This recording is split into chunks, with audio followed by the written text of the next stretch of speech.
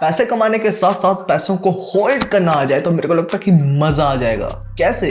क्योंकि मैं आपको 5 ऐसे दासू मनी सेविंग रूल बताने वाला हूं जिससे कि आप अपने पैसों को सेव करने के साथ साथ कहां पे इन्वेस्ट करना है ये भी इस वीडियो में सीखोगे।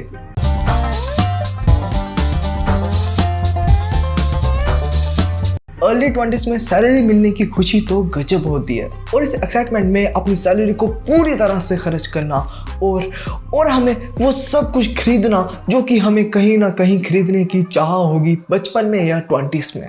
पर इसी एक्साइटमेंट में हम कुछ ऐसी गलतियां कर बैठते हैं जिन गलतियों का असर डायरेक्ट हमारे फ्यूचर पर पड़ता है।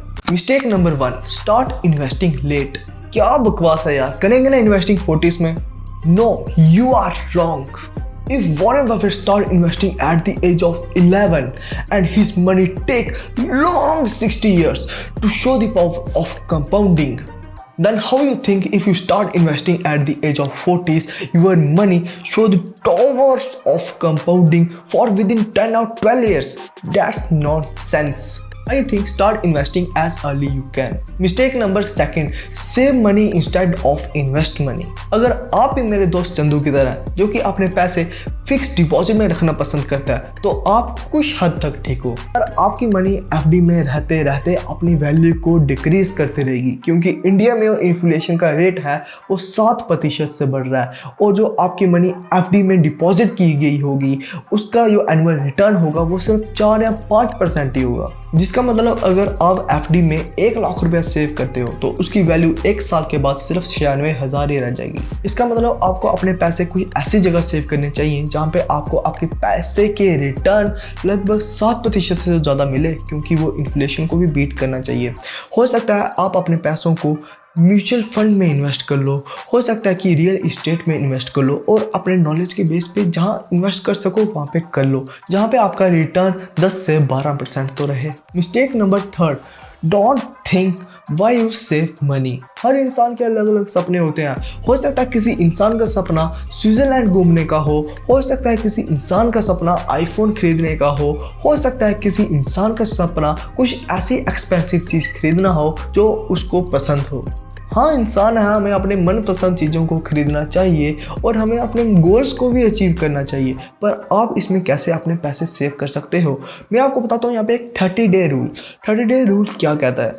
सिंपल है यार। 30 डे रूल कहता है कि अगर आपको कोई भी एक्सपेंसिव चीज़ खरीदनी है तो सबसे पहले आपको 30 डेज का वेट करना होगा। अगर 30 डेज के बाद अगर आप उस चीज़ को भूल जा रहे हो मीन्स कि वो आपकी ख़राब इन्वेस्टमेंट हो सकती थी।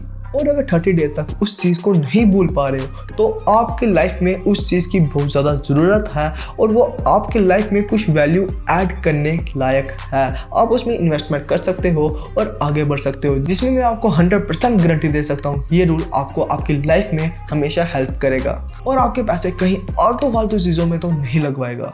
Mistake number 4, avoid mistakes. ले, ये क्या बोल दिया? अब आप में से मेरे कई सारे ऐसे दोस्त होंगे जो मिस्टेक करने से डरते होंगे मेरी तरह। पर मिस्टेक हमारी लाइफ का एक ऐसा चैप्टर है जो हमें बहुत कुछ सिखा के जाता है। हो सकता है कि आप किसी दूसरे को देख के अपनी इन्वेस्टिंग शुरू करें और आपको इन्वेस्टिंग में लॉस हो जाए, बट इट्स ओके यार, it's okay to make mistakes क्योंकि ज़्यादा इंपॉर्टेंट मिस्टेक्स करना नहीं, मिस्टेक से सीखना होता है और ये भी हमारी लाइफ सेविंग का एक पार्ट है। Mistake number 5, avoid life insurance. ये जो लाइफ इंश्योरेंस वाली लाइन है ये थोड़ी दिल में खटकती है और इसकी जो सेविंग होती है ये भी थोड़ी बोरिंग लग सकती है, पर हेल्थ इज वेल्थ और ये लाइफ इंश्योरेंस खुदा ना खालसा आपको कुछ हो जाए तो आपकी सेविंग्स का बहुत बड़ा पार्ट खर्च होने से बचाएगा और आपकी सेविंग्स का बहुत बड़ा रोल अदा करेगा। और लास्ट में मैं आपको सिर्फ इतना ही बताऊंगा कि आप अपने आप को एजुकेट करिए, अपने इन्वेस्टमेंट जर्नी को शुरू करिए और सीखिए कि कैसे इन्वेस्टमेंट करते हैं और अपने पर्सनल फाइनेंस का भी ध्यान रखिए और बहुत कुछ। याद रखिए, it's never too late to start savings and investing. And if you understand please like, share and subscribe.